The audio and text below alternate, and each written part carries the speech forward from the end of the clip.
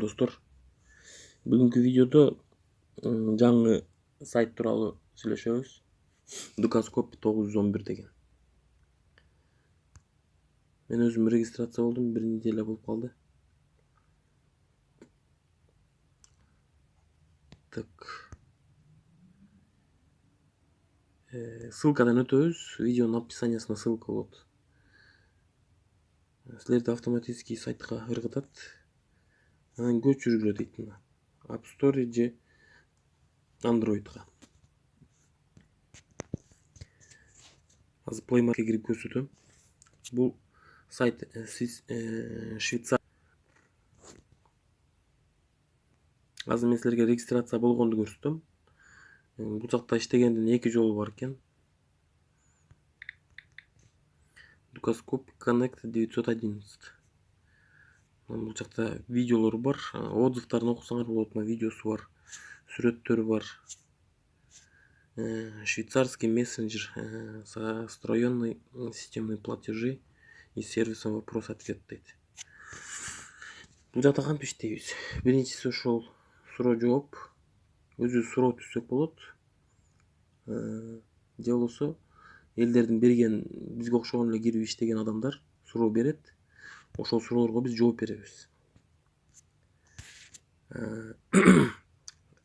Бир адам суроо берсе, ким успеть этип калса, кимиси жетишип ошол адамдын суроосуна жооп кайтарып калат. Ошол менен 7 адамды тандап алат система өзү.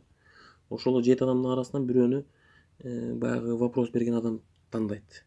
Ошол тандаган адамга счетуна акча түшөт. Күнүнө 5 еврого чейин иштесе болот экен бул жакта отуруп. Мына 9 мен көчүргөм ушу автоматически чыгып калды. Силер көчүрүп аласыңар Play Market'тен. Если Android'дан болсо App Store'дан. Анан киресиңер.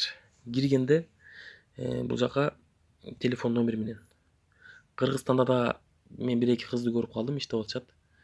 ID карт менен эле регистрациядан өтүптүр. Азыр регистрацияга өтөм.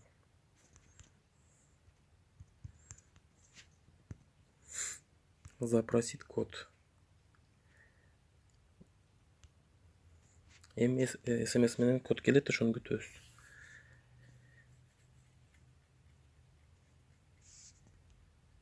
Алты цифрадан турган код келет. Бул сайт 16+, 16 жаштан жогорукуларга болот. 82.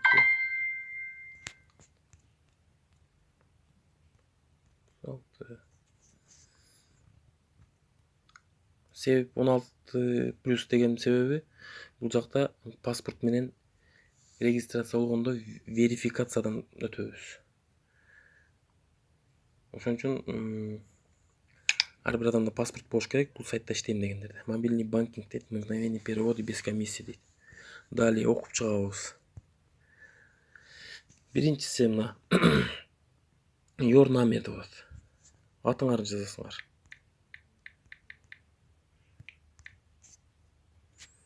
Контр. Атты жаздык. Азыр бул жака код келет.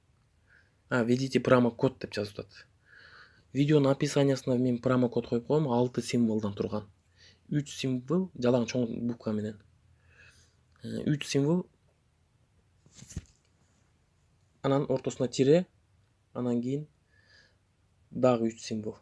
Мен кийинки өзүм бул азыр регистрационный телефонду силерге регистрациядан кантип өткөндү көрсөтөм. Видеонун ортосунда мен силерге өзүм иштеп аткан счетумду, акчамды бүтүн көрсөтөм. Азыр кайсы кодду тересиңер мен силерге көрсөтүп берем. Кодду тербесиңер, если регистрацияда все равно сурайт. Промокод сурайт. Промокодду сураганда тересиңер, анан силердин киргениңерде иштебей атып, счетуңарга 5 евро которуп берет. Сайт өзү которуп берет. Мына промокодду 6 цифрадан турган промокодду жазабыз, отправить кылабыз. Код подарка принят дейт. Открыть счет дейт. Позже деген басып койсоңор, регистрацияны басасыңар. Бул жакта для начала возьмите паспорт и наведите камеру дейт. Мен өзүм россиянимен, паспортум российский. Российский паспорт болгондо дагы эскисинен мен башты алгам. Кийин ошойдон жаңылаган жокмун. Жаңы эски паспорттарда баягы сүрөттүн астындагы специальный номерлер болот. Жаңы паспорттарда бар. Ошол жоктугунан меники немеден өтпөдү. Короче, мен жаңы неме кылышым керек экен, же загран паспорт алышым керек экен. Ошонун себебинен анан мен өзүмдүн келинчегимдин паспорту бар, Кыргызстандын паспорту, заграны менен. Ошону наведет этсем, сразу өттү. В общем, начать дегенди бассаңар, камераңар жанат. ID картты разрешить кыласыңар. ID картыңарды же болбосо өзүңөргө кайсынысы удобный, көпчүлүгүндө эле загран жок болсо керек, ID карта Кыргызстандын жарандарында. Мен сурап көрдүм, болот экен ID картка. ID карттын главный бетине сүрөт бар жагын коесуңар. Өзү булар камера скрин кылып алат. Анан кийин экинчиси ожидание деп турат. Бул жер көк болуп калат. Биринчи пресс заполнение регистрационной форма деген жер көк болуп жанып калат. Кийинки немеге өтөт. Кийинки жерде кирсеңер, силерди сразу автоматически чатка ыргытат, ШДК Скопинин техподдержкасына. Ошол жерден силер сурайсыңар: я готов или я готова пройти видеоидентификацию. Анан өздөрү айтат, алар жазат ответ. Вы готовы сейчас пройти дейт. Анан силер айтасыңар, соглашение бересиңер, да дейсиң.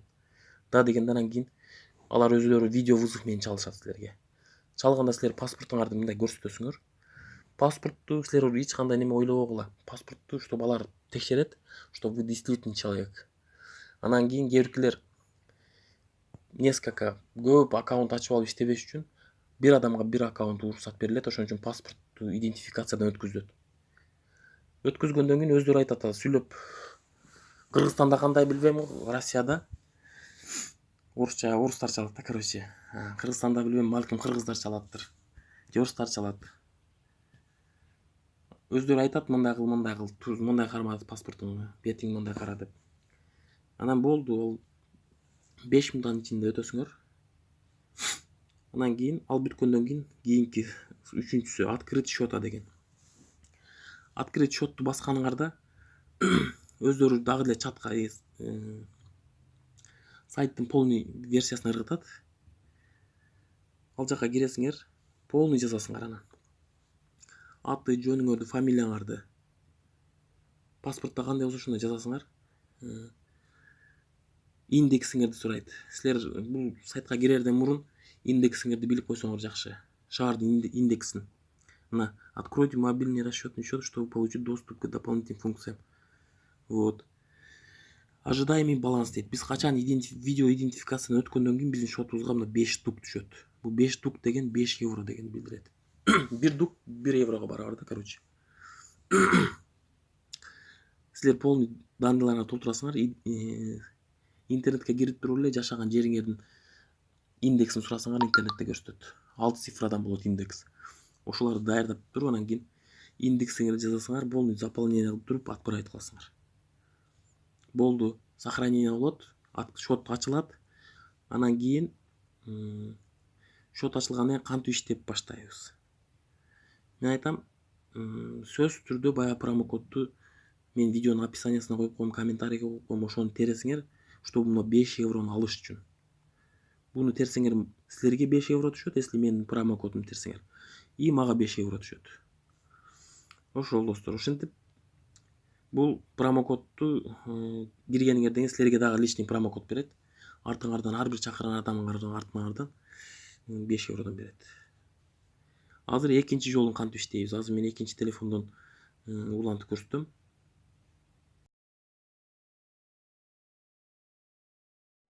Мына достор, мен улантам видеону, өзүм иштеп аткан. Айтып атпадымбы, мен өзүм ачып бир неде болуп иштеп атам. Келинчегим атынан түзгөн бул. Бул жакта кантип иштейбиз? Киргенде мына страницага киребиз. Астында мына банк, адамдын манекени турат. Анан эң чекесинде сол жактан чат турат. Чатты басабыз. чат Карлс 911 анан помощь деп турат. Буларга эмес, үстүндө кызыл фондо 911 деп турат. Ошону басасыңар. Басканыңарда все деген жерге элдер вопрос берип атат. Хочу уехать, но боюсь дейт.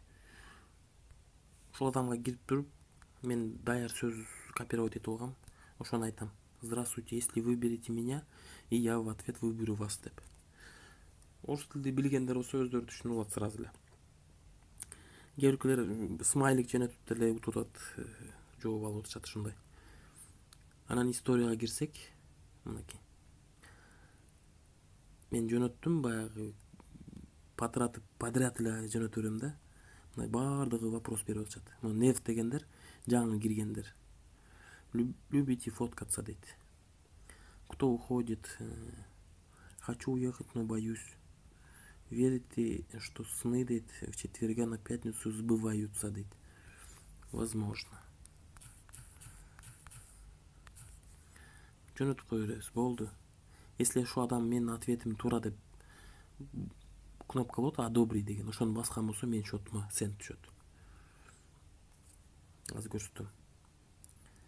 Давайте я вам скину следующий. Хорошо, муну карап тургула. Кээ биркилер чатты токтотуп койду. Bundan мага акча түшкөн жок. Кийинки Анастасия деген. Мына, здравствуйте, если выберете меня, я в ответ выберу вас десем. Спасибо, я полностью доволен вашим ответом. Вы получите до 1 франка от Дукаскопи. Бул адамдын, суроо берген адамдын счетунан эмес, Дукаскопинин атынан мага бонус түшүп атат. Көрүп ар бир туура жоопко. Мына ответ получен дейт. Мен дагы ушул эле сөздү жөнөтсөм, спасибо, но я уже нашел ответ на свой вопрос дейт. Бул адам мени тандаган жок. Тандагандар мынтип чыгып калат. Удовлетворена деп. Ответ получен. Мына адамга жазсам, Надя деген. Давайте я вам скину следующий ок. Хорошо деп жазып коем. Ушинтип эле отура бересиң, бош болгондо эле кирип суроо жооп. Экинчи вариант. Биз туура жооп бергенибизге акча түшсө, биз только ушуну күтүп отурбай, биз дагы суроо беришибиз керек. Антыш үчүн үстүндө плюс турат, плюсту басабыз. Бул жака жазабыз. Кандай суроо беребиз? Любой оюңарга эмне келсе ошону бересиңер. Кыргызстандагы бир шаарды айтасыңар, же болбосо дагы бир дүйнө бир мамлекеттин столицасын, мисалы. Столица Казакстана. Казакстандын борбору өзгөрдү. Уксаңар керек. Астана эмес, Нур-Султан деп мурунку президенттин атына коюлду. Столица Казакстана. Вопрос кылып туруп жөнөтүп коебуз, элдер азыр жооп берет. Берилген вопросторду мои деген жерге кирип туруп көрө алабыз. Но вопростор бүт жабылган. Ушулар менин вопросторум. Ответ получен. Бул адам мени тандаган жок. Азыр статистикага кирип көрсөтөм мен. Мына бир адам жооптур. Уже отвечает 1. Ушул 7 адамга чейин жооп берет, анан мен бирөөсүн тандайм. Бир адам жооп бериптир, ана Астана. Мен жазып коем азыр бирге. Уже не Астана. Элементебиз. Вы уверены?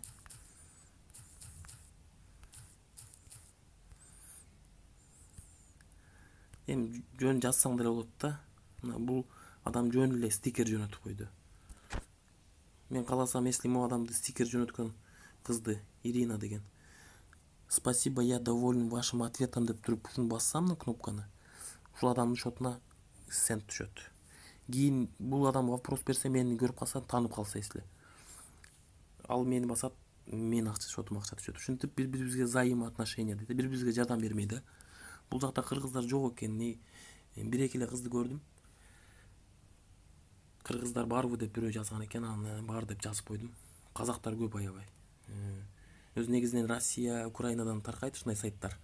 Анан Казакстан, анан Кыргызстан, Өзбекстан болуп кетет. Ошон үчүн азыр кирсеңер, артыңардан адамдар жаздырып калсаңар, ар бир адамдан 5 евро аласыңар. Анан кирип вопрос ответ кылып иштей бересиңер. Так что киргиле достор, промокод описаниясында болот. Ал мен дальше кантип неме кылган. 4 адам жооп бериптир уже менин суроомо. Я вас вижу дейт. жанагы адам Баку. Ты чё вообще, что ли? Баку кайякта? Баку Азербайжан го. Ужас Нур-Султан дейт. Дина деген. Астана. Азербайджан, сори. Так. Уже точно дейт. Ужас Нур-Султан уже точно. Почему ужас?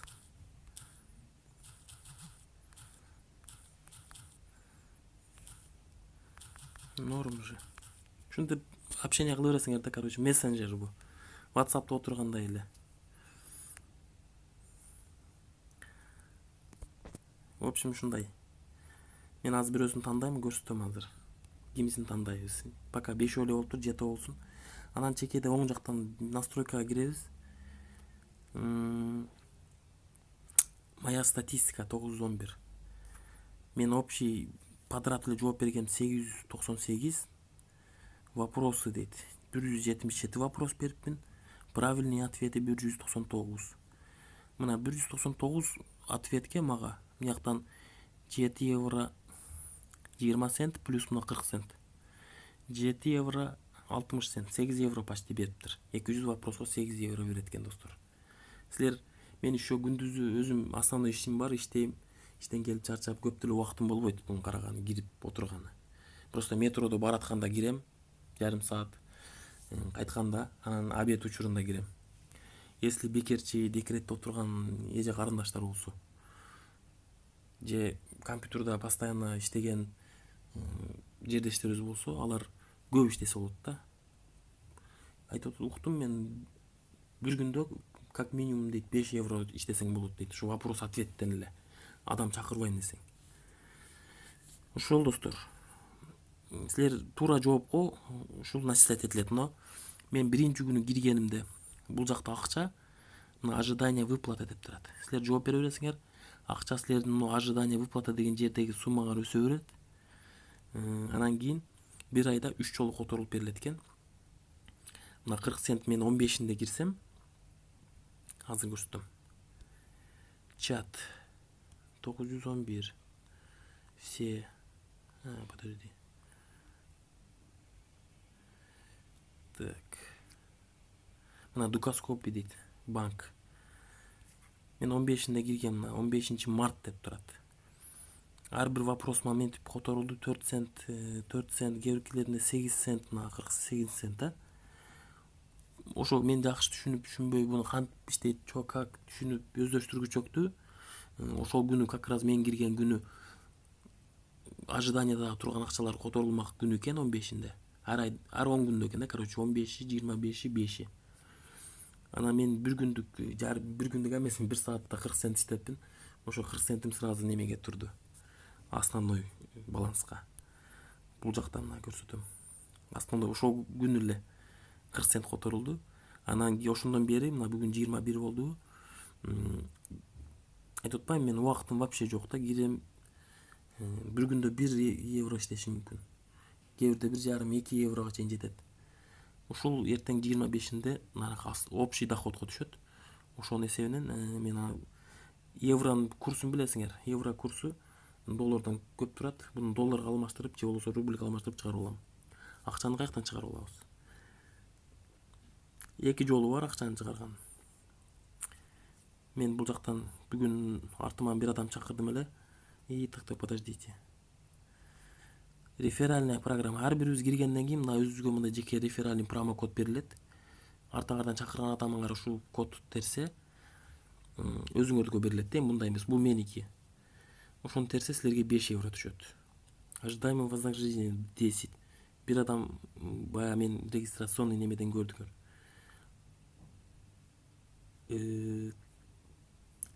Ошол промокодду силер артыңардан чакырган адамдарга таркатасыңар.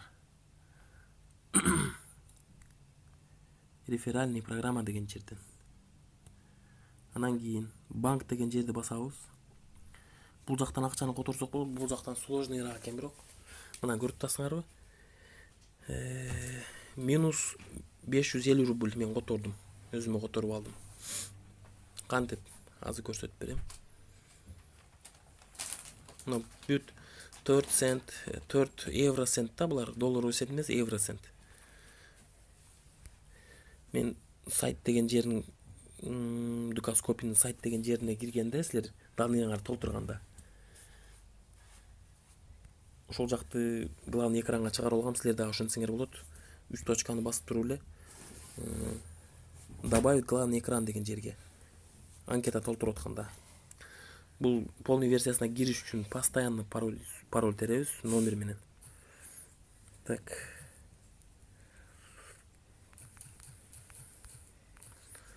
Пароль. SMS менен код келет.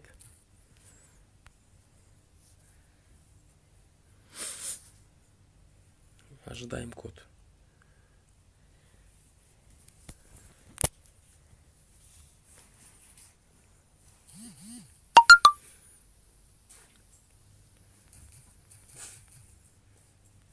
Продолжит. Мынакей достор. Киргениңерде ваши счета деп турат. Силердики пустой болот. Плюсикти басасыңар. Тандайсыңар, каяктан счет ачасыңар. Рублевый, долларовый, евро. Бирок сом жок. Анан азыр менде пустой болуп турат. Рубльда 12 рубль калыптыр. Биздин иштеген акчаларыбыз бир жерге туруп калат өзү автоматически. Мына плюс бу швейцарский валюта, бу франк деп айтылат. Бул автоматически турат. Мына евро, доллар, рубльди биз эмнеден плюстиктен да кошобуз. Анан артыбыздан келген адам Дукаскоин. Артыбыздан бирөөнү киргиздикпи? Эмнеге дуктар туруп калат. Бул дукту биз алмаштырып алабыз. Эмнеде менюга кирсек, обмен деген жер болот. Ошол жерден тандап туруп, дук деген кана. Эмнеде турат? Дугуңар туруп калат. Ошо дукту басасыңар дагы каяка которобуз. Выберите на валюталар. Рубльга, долларга же франкка же еврого которуп алсак болот немени. Дукубузду. Бу дук деген бу Дукаскоиндин ичиндеги внутренний валютасы. Анан карта деген жерге кирип, Кыргызстанда болсоңор, если Россияда болсоңор без проблем. Сбербанкка барып MasterCard ачтырасыңар. Если Кыргызстанда болсоңор, Кыргызстандын бардык банктарында бар жок экен. Visa деген система, мисалы основной эң популярный системалар картада MasterCard менен Visa болот. Visa американский, MasterCard европейский. Ошон үчүн силер кайсы банктар? Айыл банкка барып көрөсүңөр, мисалы. Ушундай пластиковый карта ачам мен. MasterCard барбы деп. MasterCard ачса болобу деп. Анан болот деген болсо ошол жерден ачтырасыңар. MasterCard только MasterCardга чыгарганы болот бул жакта. Visага аракет да кылбайсыз, кылбай эле койгула. Азыр көрсөтөм. Выплата деген жерге, вывод деген жерге киресиңер. Анан тандайсыңар. Кайсы счеттон акча чыгарасыңар? Рубльданбы? Рубльди басасыңар. Бул жактан куда картаңарды активация кылгандан кийин моя карта деген жерди басасыңар, картаңар туруп калат автоматически. Сумманы жазасыңар, мына жерде комиссиясы болот, өзүнүн определенный. Ошон үчүн канчалык көп чыгарган сайын комиссия аз болот экен. Мен жаңы 530 рубль чыгардым эле, 430 келди. 100 рубль комиссия калып койду. Ошон себептен эмнеде жазылып турат: пожалуйста, обратите внимание, что вывод средства на карта Visa на данный момент не поддерживается, только депозиты. Дейт. Главное. Так. Мен азыр историямды көрсөтүп коеюн дедим эле. Азыр көрсөтөм. Сбербанкка кирем. Бүгүн 21 март эртең менен саар менен ишке баратып котордум акчаны. Моментально келди. Арадан 5 минут убакыт өткөн жок, келди сразу. Ошондой эле YouTube'дан толтура видеолор жүрөт, орус тилинде, англис тилинде, Дукаскоипта. Менде счетумда 70 рубль акчам бар эле. Мына историяга кирсек, 430 рубль Дукаскопи банк. Выходящий перевод. Бул акча келгени 430 рубль келди 21 мартта. MasterCardга келди 430 рубль. 21.03.2019 эртең менен сааркы четтен 22 өткөндө. Так что акча моментально келет экен, бул жакта кирип только ишти кылыш керек экен. Вопрос-ответ. Вопросту көрдүңөр, кантип түзгөндү. Ответти дагы көрдүңөр. Ал жака кирсеңер өзүңөр действие кылып сразу эле түшүнүктүү болот. Видеонун астында описаниясында сөзсүз түрдө менин промокодумду тергиле. Дальнейший кыргыздар көбөйсө ушул сайтта. Мисалы казактар көбөйүптүр, казактар орусча эмес, казакча вопрос ответ кылып атышат. Бир казак жазат, бир казак жооп берет. Ошентип. Биз дагы кыргыздар көбөйбөлү бул сайтта. Ошондо видеону жаккан болсо класс басасыңар, как обычно. Каналга жазылбагандар жазылгыла, подписаться кылып туруп коңгуроону баскыла, кийинки видеону өткөзүп жибербеш үчүн. Анан түшүнбөгөн жериңерди комментарийга жазасыңар. Же болбосо WhatsApp'тан кайрылсаңар болот. Если регистрациядан өтө албай аткан болсоңор, 8967 014 96 12 WhatsApp. Ошол жака кайрылсаңар, ошол жерден көрсөтөм, же видео вызовтан көрсөтүп берем кантип улаганды. Дагы кийинки видео чыккыча жакшы тургула.